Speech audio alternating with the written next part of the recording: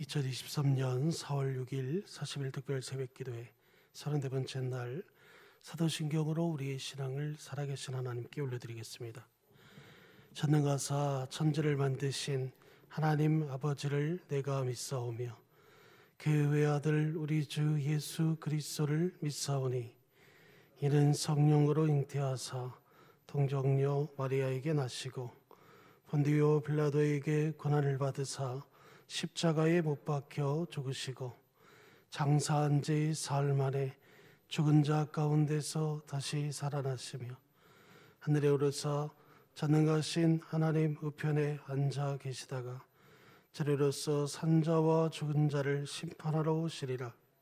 성령을 믿사오며 거룩한 공예와 성도가 서로 교통하는 것과 죄를 사하여 주시는 것과 몸이 다시 사는 것과 영원히 사는 것을 믿사옵나이다. 아멘. 찬송가 154장 찬양하신 후에 송대식 안수 집사님 나오셔서 우리를 대표해서 기도해 주시겠습니다.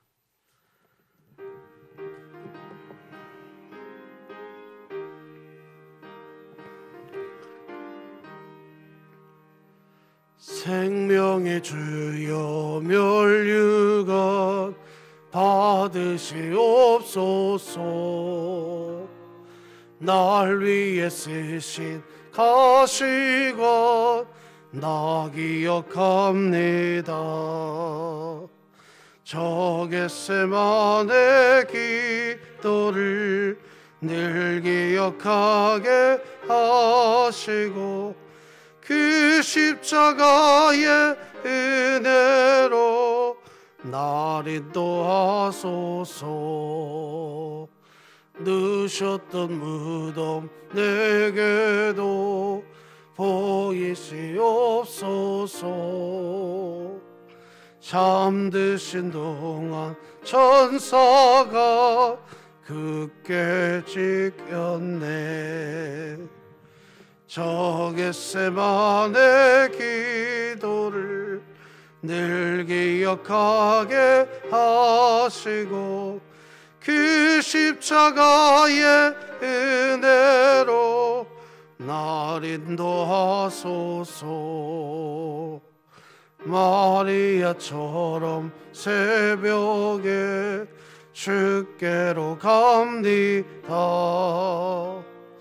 빈 무덤 내게 보이사 날 가르치소서.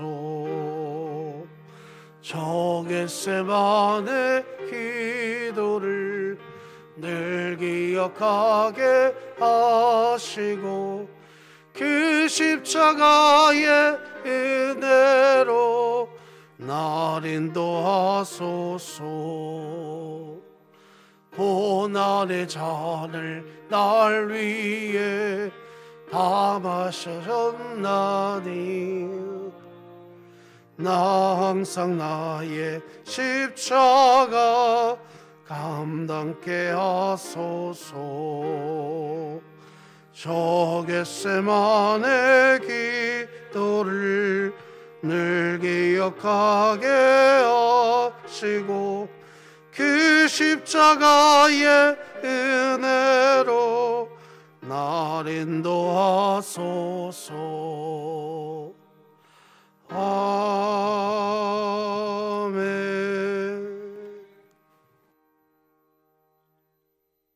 참으로 좋으신 하나님 아버지, 메마른 대지에 단비를 주시고 지난 밤에도 우리를 보호하고 깨워주셔서 이 새벽 예배의 자리로 인도하여 주심 진심으로 감사를 드립니다. 하나님 아버지, 저희들이 일상에 함께하여 주시옵고 모두가 사랑으로 하나 되어 복음과 동행하기를 간절히 소망합니다. 지켜주시고 인도하여 주시옵소서. 하나님 아버지, 부족한 저희들 이 새벽 기도의 목소리를 기억하시어 지능의 많은 환우들을 치료하여 빨리 회복될 수 있도록 은혜 베풀어 주시옵소서. 하나님 아버지, 이번 한 주간 예수님의 십자가 고난을 묵상하면서 부활주의를 준비하도록 인도하여 주시옵고 십자가의 길을 가게 하여 주시옵소서. 또한 북녘 땅에도 주님의 은혜 아래 예배하며 찬양하는 그날이 속히 올 수 있도록 인도하여 주시옵소서. 하나님, 우리나라 이정자들이 서로 존중하며 화합하는 대한민국을 만들어 가도록 지혜 주시옵고, 온 인류의 전쟁 없는 지구촌이 될 수 있도록 평화도 지켜 주시옵소서. 이 새벽 목사님을 통하여 하나님의 말씀을 드리려 합니다. 저희들의 마음의 양식을 누릴 수 있는 시간 되게 하시고 하나님 나라를 누리는 삶이 되도록 지켜 주시옵소서.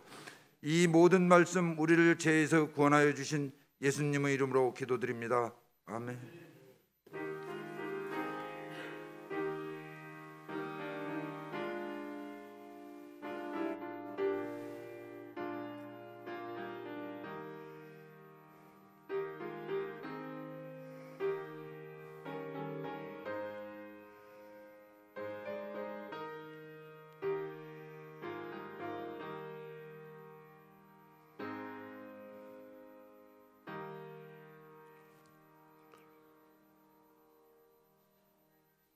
오늘 하나님 우리에게 주신 말씀은 레위기 24장 5절에서 6절 말씀까지입니다.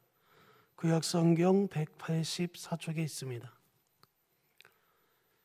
레위기 24장 5절과 6절 말씀입니다. 레위기 24장 5절과 6절입니다. 다 찾으신 줄 알고 제가 봉독해 올리겠습니다. 너는 고운 가루를 가져다가 떡 12개를 굽되 각 덩이를 10분의 2 에바로 하여 여호와 앞 순결한 상위에 두 줄로 한 줄에 6씩 진설하고. 아멘.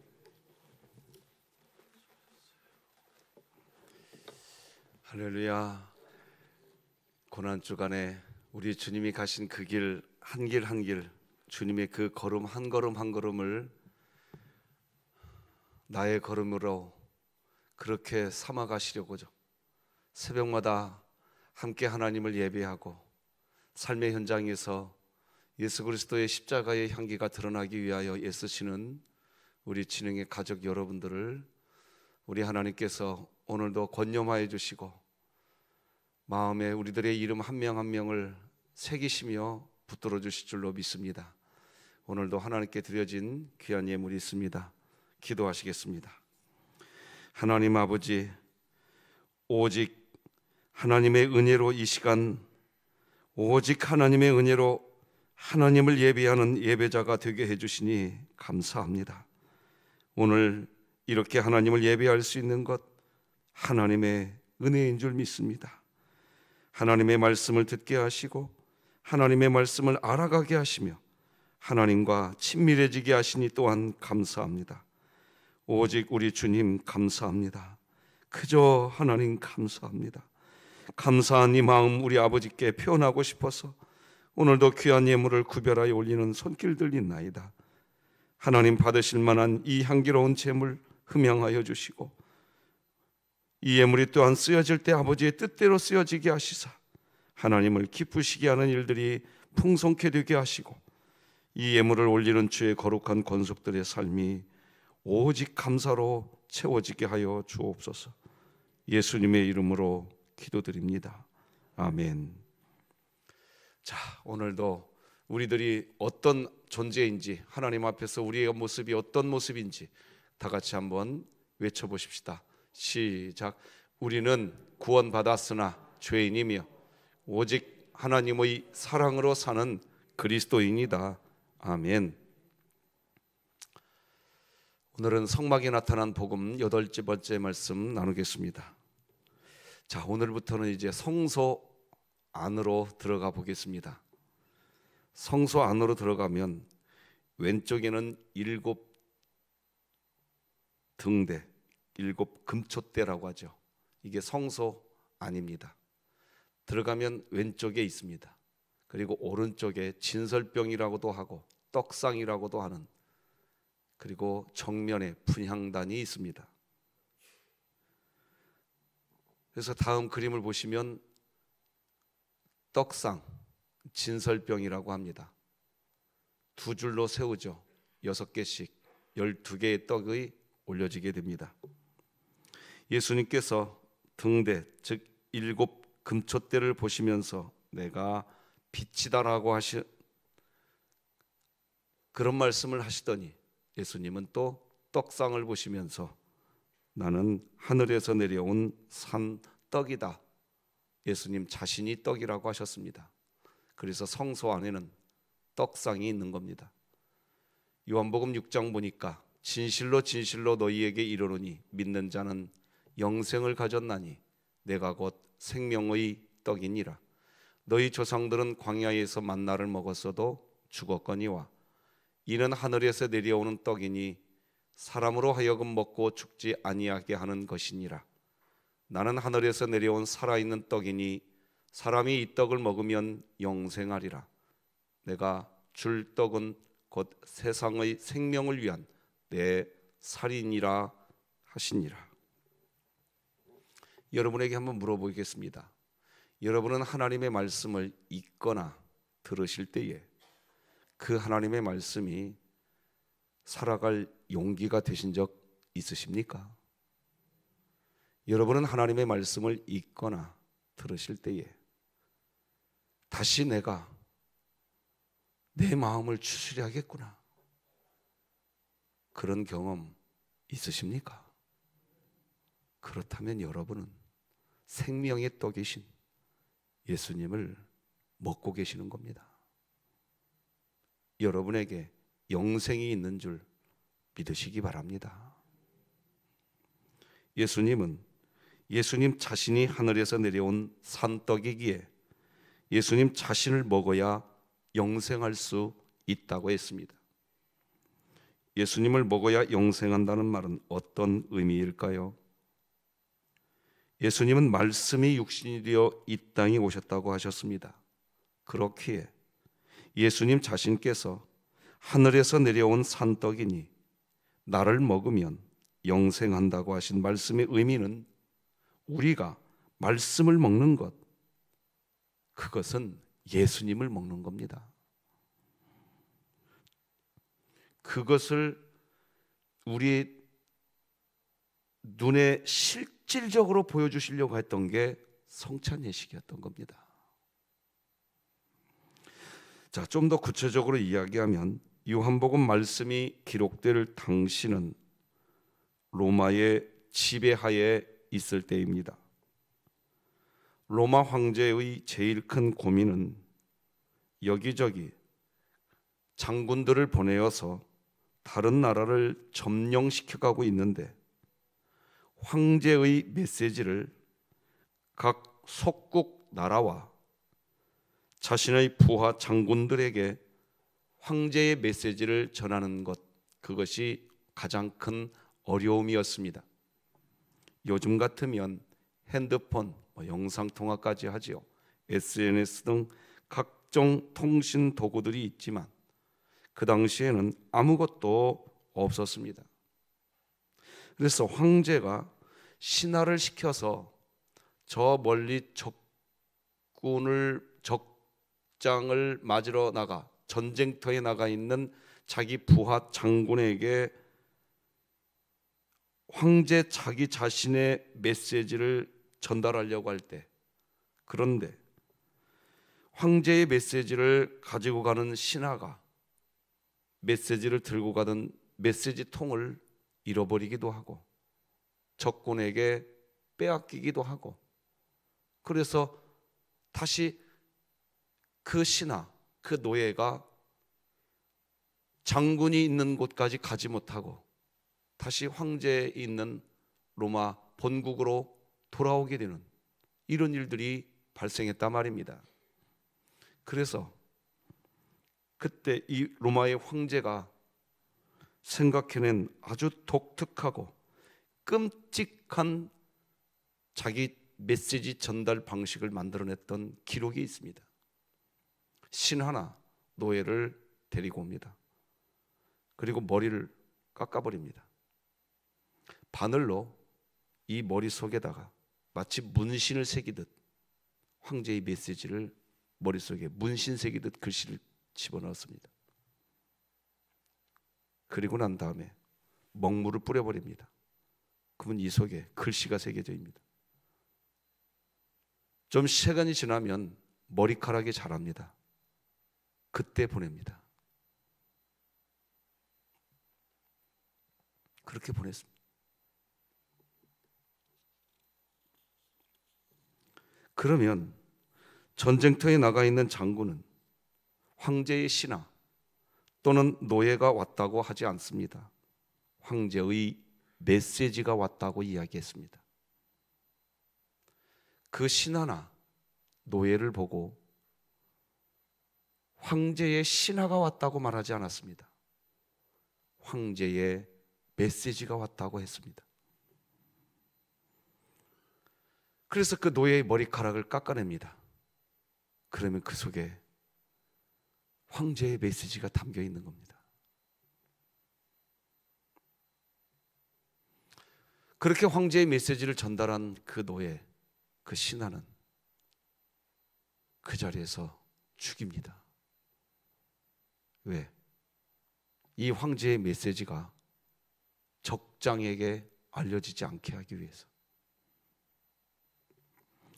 여러분, 요한복음 1장 14절 보면 말씀이 육신이 되어 우리 가운데 거하심에 우리가 그의 영광을 보니 아버지의 독생자의 영광이요 은혜와 진리가 충만하더라. 이렇게 기록합니다. 사도가 이 요한복음을 기록할 때 말씀이 육신이 되었다고 기록한 것은 방금 말씀드린 그 당시 로마 황제가 하던 황제의 메시지 전달 방식을 보고 기록한 겁니다. 신하가 왔다고 하지 않았습니다.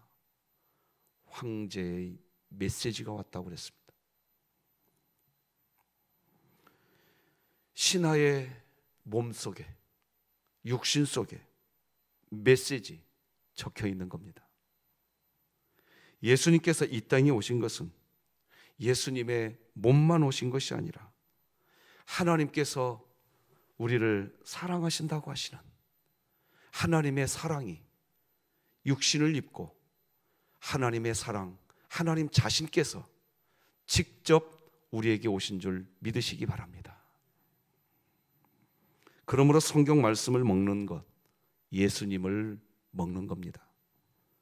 그래서 예수님은 나는 하늘에서 내려온 떡이니 너희가 나를 먹으면 영생하게 된다고 하신 것입니다. 그러므로 구약시대 떡상은, 진설병은 반드시 먹어야 하는 겁니다. 그러면 이 떡상의 떡, 진설병 어떻게 먹어야 되느냐? 오늘날 신약시대 우리들은 하나님의 말씀을 어떻게 먹어야, 그래야 영적으로 건강한 신앙생활을 할 수 있는데 어떻게 먹어야 하나? 첫째는 레마의 원칙으로 말씀을 먹어야 합니다. 말씀에는 두 가지 말씀이 있습니다. 태초에 하나님이 천지를 창조하시니라 하는 이 말씀은 로고스의 말씀, 로고스라고 이야기합니다. 로고스라는 단어로 되어 있습니다. 태초에 말씀이 계시니라, 이 말씀, 이때의 말씀도 로고스라는 단어가 쓰여집니다.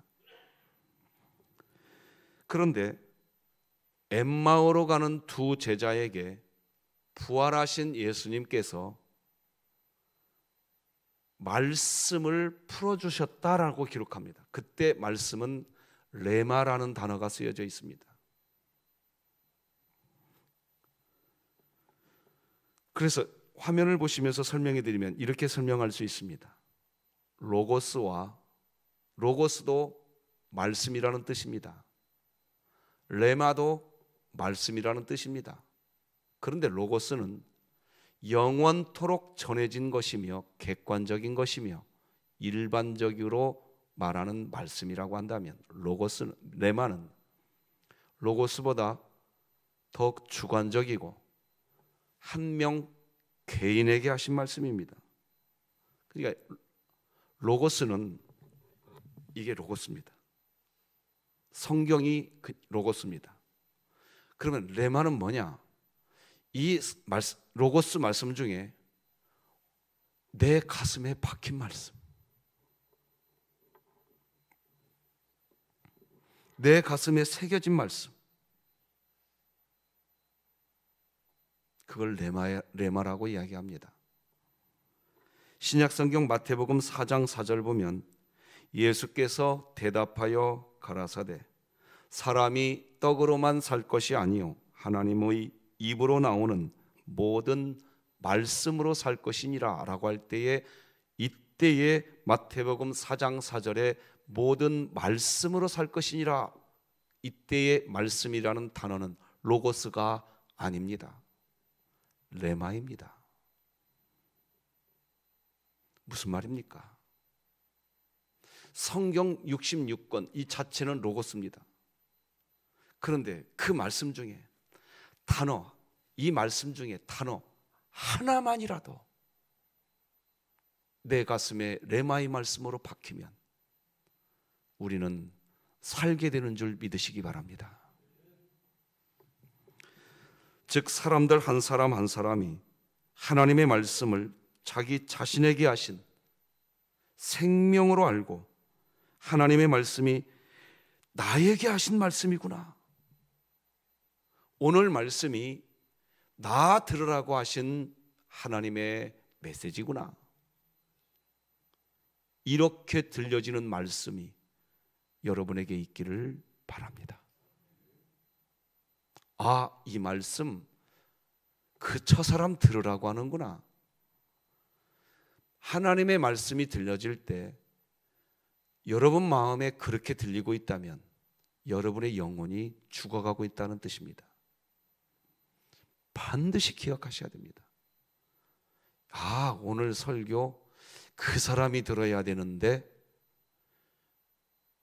아, 오늘 설교 내가 들어야 하는, 나에게 하는 말이구나, 이게 아니고 그 사람이 들어야 되는데, 그런 마음이 든다면 여러분의 영혼은 죽어가고 있는 겁니다. 우리 진흥교회는 하나님의 말씀을 먹을 수 있기를 바랍니다. 다시 말하지만 로고스는 일반적인 말씀을 의미하지만 레마는 로고스 중에 나에게 피가 되고 살이 되는 말씀, 내 마음을 뜨겁게 해주는 말씀, 그것이 레마입니다. 여러분, 세상에 흘러가는 물은 물인데 내가 마시는 물만 먹는 물이 되는 겁니다. 어제 그래도 단비가 내렸습니다. 하늘에서 많은 물이 쏟아졌습니다. 세상에 흘러가는 물은 여전히 물인데 내가 마시는 물이 내 목의 갈증을 해결하는 겁니다. 하나님께서는 떡상의 떡을 만들라고 하셨는데 떡상의 떡을 만들 때에는 고운 가루로 만들라고 하셨습니다. 5절 다 같이 읽어봅시다. 시작. 너는 고운 가루를 가져다가 떡 12개를 굽되 각 덩이를 10분의 2 예바로 하여. 왜 하나님은 떡상의 떡을 고운 가루로 만들라고 하셨을까요? 떡상의 떡을 먹는 사람 누구나 먹기만 하면 소화가 잘 되게 해주고 싶었습니다. 고운 가루로 해라. 딱딱하게 하지 말아라. 떡상의 떡이 소화되셔야 됩니다. 소화되어서 그 떡을 먹음으로 힘이 되고 피가 되어야 됩니다.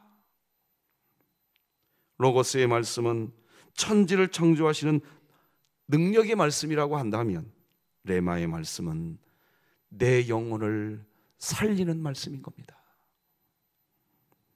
여러분, 그러므로 기도하실 때 하나님, 나를 뜨겁게 하는 말씀을 제가 듣게 하여 주시옵소서.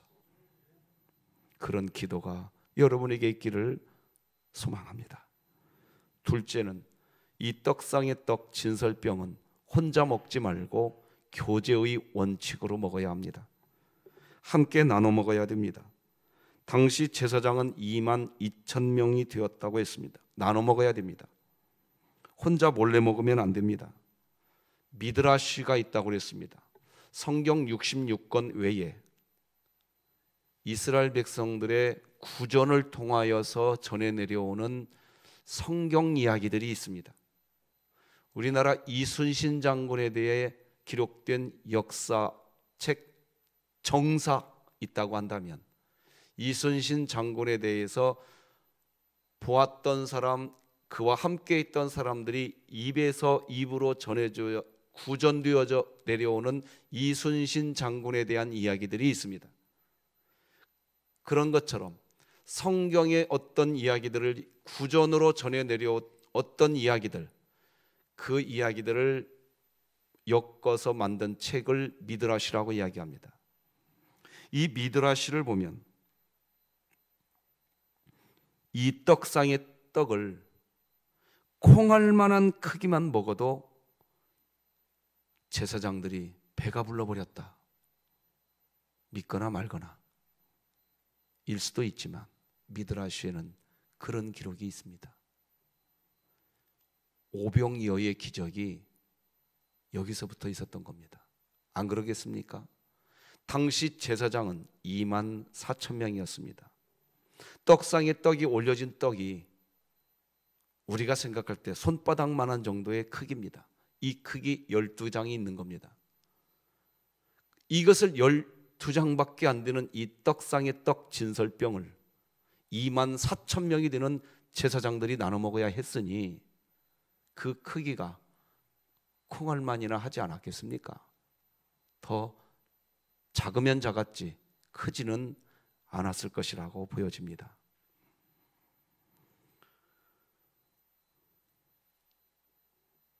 구약은 고운 가루로 떡상의 떡을 만들었지만 신약에서는 오병이어로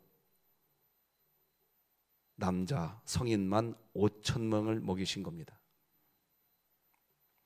나눠 먹는 겁니다. 이 진설병은 나눠 먹어야 됩니다. 복음은 나눠야 되는 겁니다.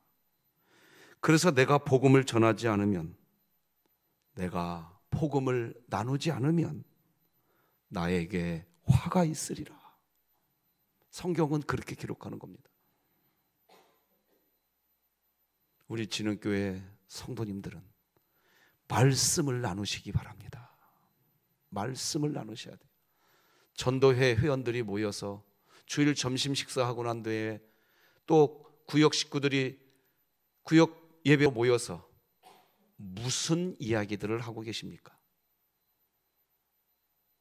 다른 사람 이야기하지 마시고 말씀을 이야기하시기 바랍니다. 할렐루야. 말씀을 이야기하세요. 말씀을. 세 번째, 순교의 원칙으로 먹어야 합니다. 떡상 위에는 12개의 떡을 두어야 된다고 그랬습니다. 오늘 본문 5, 6절을 다시 한번 읽어드리겠습니다. 너는 고운 가루를 가져다가 떡 12개를 굽되 각 덩이를 10분의 2 예바로 하여 여호와 앞 순결한 상 위에 두 줄로 한 줄에 6씩 진설하고. 왜 떡 12덩이일까요?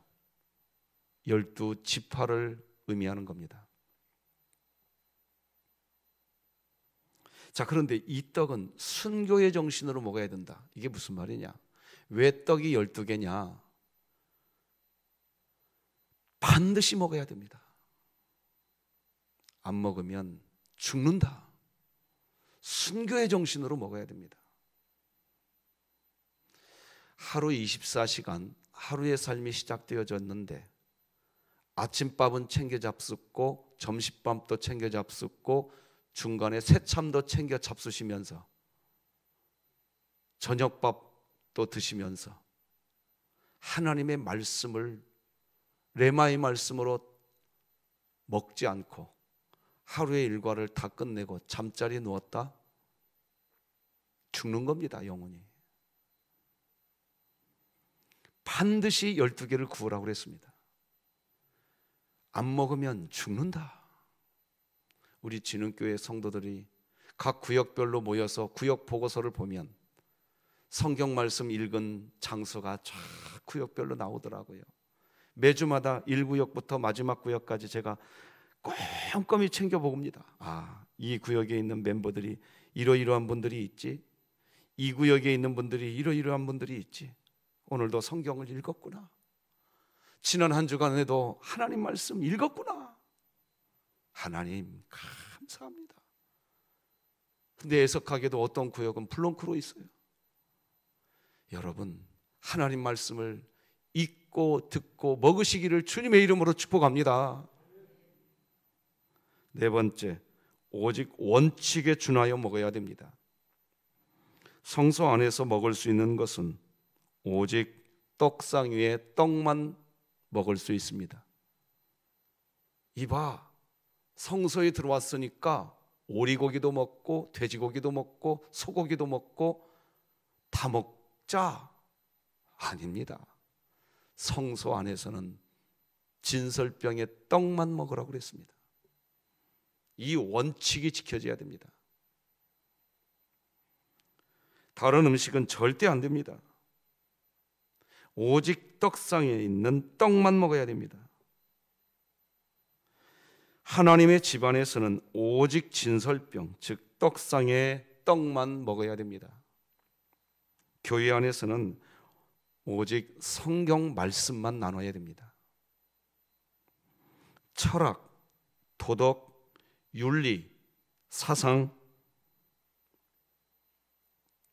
교회는 그거 먹는 거 아닙니다. 교회는 오직 성경입니다. 성도가 걸어가는 순례의 길에는 오직 성경입니다. 오직 말씀입니다. 그래서 마르틴 루터는 이렇게 말을 합니다. 제일 좋은 설교는 성경을 그냥 그대로 읽는 것이다. 그래서 우리 진흥교회는 이 지구 기후 위기의 시대에 개혁주의를 지금 강조하고 있는 겁니다. 왜 하이델베르그 교리문답을 왜 공부하는 줄 아십니까? 여러분들이 이제 한 주 한 주 계속 하이델베르그 성경 교리 공부를 해 나가보시면 아실 겁니다. 그냥 거두절미하고 성경이 말하는 것만 쫙 빼들여서 그 당시 종교개혁가들이 오직 성경. 요즘에 기독교 서점에 가서 판매되는 수많은 책들이 있습니다. 그 책들이 나쁘다는 게 아닙니다. 수많은 기독교 서점에 가면 책들이 있는데 그 책들은 성경 말씀 하나를 가지고 나머지 인간의 생각을 쫙 풀어놓아서 만든 책들입니다. 그러나 웨스트민스터 신도 개요서 서요리 문답과 대요리 문답, 칼케톤 신경과 니케아 신경, 니케아 신경은 아닙니다. 하이델베르그 요리문답 같은 이런 책들은 그냥 성경의 내용을 그대로 드러내서 조금이라도 성도들이 더 이해할 수 있도록 이대로 드러내서, 그래서 그런 책 찾기가 성경 66권을 그대로 드러내서 보여주는 책이 요즘에 거의 없습니다. 그래서 다시 종교개혁가들이 써놓은 책으로 돌아간 겁니다. 오늘날 교회 안에 온갖 복음주의, 사람의 어떠함, 이것으로 너무나 가득합니다. 너무나 가득합니다. 그래서 교회 안에 하나님이 중앙에 계셔야 되는데 교회 안에 어떤 사람이 중앙에 있으려고 합니다. 우상숭배입니다. 우리 진흥교회는 오직 성경의 원칙 하에 신앙생활을 하십시다. 다섯 번째, 골고루 균형 있게 먹어야 합니다. 호세아 말씀을 보면 뒤집지 않은 전병이라는 말이 나옵니다. 같이 한번 호세아 말씀을 같이 읽어봅시다. 시작. 에브라임이 여러 민족 가운데에 혼합되리니 그는 곧 뒤집지 않은 전병이다. 자, 잘 보세요.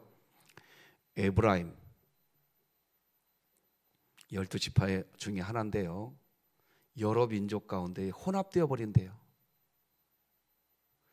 원래 이스라엘 백성은 이방 민족과 혼합되면 된다 안 된다? 안 됩니다. 근데 왜 혼합이 되었느냐? 다시 한번 자막을 띄워주시면 뒤집지 않은 전병이로다 이렇게 말합니다. 우리나라 빈대떡을 만드는 과정을 연상하면 좋겠습니다. 자, 프라이팬에다가 빈대떡을 만들고 있습니다. 뒤집어야 되나요? 안 뒤집어야 되나요? 뒤집어야 돼요. 안 뒤집으면 어떤 일이 벌어지죠? 제가 알려드릴게요. 여러분들 잘 모르시죠? 타버립니다. 그걸 뒤집지 않은 전병이라고 말합니다. 자, 잘 보셔야 됩니다. 전병은 전병인데 뒤집지 않은 전병은 타버립니다. 자, 그걸 염두에 두고 호세아 7장 8절을 다시 보십시오. 전병을 뒤집지 않으면 어떤 일이 벌어졌느냐? 에브라임이 여러 민족 가운데에 혼합되었대요. 자, 전병, 떡상의 떡을 의미합니다. 하나님의 말씀을 골고루 먹자. 다시 말하면 하나님의 말씀을 어느 한 분야만 쏙 빼내가지고 이것이 하나님 말씀이야 이렇게 말하는 순간 2단이 되고 3단이 되고 사이비가 되는 겁니다. 왜 우리 진흥교회가 이번 40일간 구약에 나타난 복음을 이야기할까요? 구약 성경을 구약을 대할 때 율법서라고 생각하고 있습니다. 성경을 골고루 먹지 못하고 있는 증거입니다. 저는 우리 진흥교회가 성경이 어느 한쪽 메시지만 가지고서 성경을 이야기하는 교회가 아니라 성경 66권을 골고루 뒤집어서 잘 익혀서 골고루 잡숴가시는 그런 교회 되기를 소망합니다. 왜 성경 공부해야 합니까? 저는 지금 화요일과 목요일 날, 화요일은 기도에 대해서, 목요일 날은 기독교 강요에 대해서, 물론 두 날 다 기독교 강요의 책을 강론하고 있는데 어느 누구나 오십시오. 10시 여러분에게 성경의 균형이 잡히실 겁니다. 균형이 잡히실 거예요. 설교를 통해서는 은혜를 받지만 설교만 갖고는 성경의 균형 잡기가 쉽지 않습니다. 설교를 통해서는 분명히 은혜 받을 수 있지만 성경을 균형 있게 잡수셔야 됩니다. 그 균형을 잡아드리고 있습니다. 어느 누구나 오셔도 좋습니다. 떡상의 떡을 균형 있게 먹어야 됩니다. 말씀 맺겠습니다. 신앙생활을 하시면서 하나님의 말씀이 나의 말씀, 레마의 말씀이 되는 은총이 있기를 축복합니다. 들려지는 은혜가 있기를 바랍니다. 말씀을 나누는 삶을 사시기를 바랍니다. 말씀을 먹지 않으면 내가 죽는다. 순교의 각오로 하나님 말씀을 먹을 수 있기를 바랍니다. 오직 하나님의 말씀만 먹되 골고루 균형 있게 잡숴가는 우리 진흥교회가 되었으면 좋겠습니다. 그것이 성소 안에 있는 진설병의 의미입니다. 오늘도 주님과 함께 행복하시기를 축복합니다. 기도하십시다. 하나님 아버지 감사합니다. 존귀한 주님의 은혜가 오늘도 우리를 하나님을 예배하고 하루의 삶을 시작할 수 있도록 하나님의 은혜가 우리를 이끌고 계시는 줄 믿습니다. 아버지 하나님, 로고스의 말씀, 레마의 말씀, 골고루 하나님의 말씀을 우리가 먹을 수 있게 역사하여 주시옵소서. 하나님의 말씀이 귀로 들려지는 은총이 있게 하여 주시옵소서. 하나님의 말씀을 먹지 않으면 나는 죽는다는 선교의 각오로 하나님의 말씀을 먹게 하여 주시옵소서. 오늘 하루도 이제 하나님께 예배하고 기도의 시간을 갖고 출발합니다. 하나님보다 앞서지 않게 하여 주시옵소서. 하나님이 우리 인생 걸음 앞에서 우리를 이끌어 주시옵소서. 고난주간입니다. 모든 인류의 죄를 덮어주고 씻어버리려고 스스로 십자가 지신 그 예수님, 그 예수님을 닮기 위하여 이번 한 주 우리들도 모든 사람들을 용서해주고 타인의 죄를 덮어줘 버리고 씻어주는 진짜 고난주간을 지내가는 저희들 되게 하여 주시옵소서. 우리 주님과 함께하는 기쁨, 부활의 소망을 가슴에 담게 하여 주시옵소서. 병약한 성도들, 연약한 성도들, 우리 하나님, 그들의 이름을 하나님의 손바닥에 기록해 놓고 권념하실 줄로 믿습니다. 하나님, 품에 안아 주시옵시고, 특별히 이 시간 우리 박광준 형제 위해 기도합니다. 하나님, 성천한 몸을 싸매 주시옵소서. 박정근 권사님을 어루만져 주옵소서.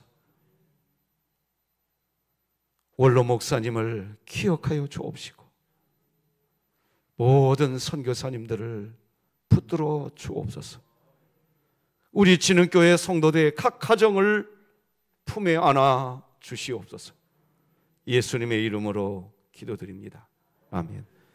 예수님의 은혜와 하나님 아버지의 극진하신 사랑과 성령님의 교통하심이 새벽을 깨우고 하나님을 예배하게 된 은혜를 받은 우리 사랑하는 성도들 머리 위에, 우리 진흥교회 위에 이제로 영원토록 함께할지어다. 아멘.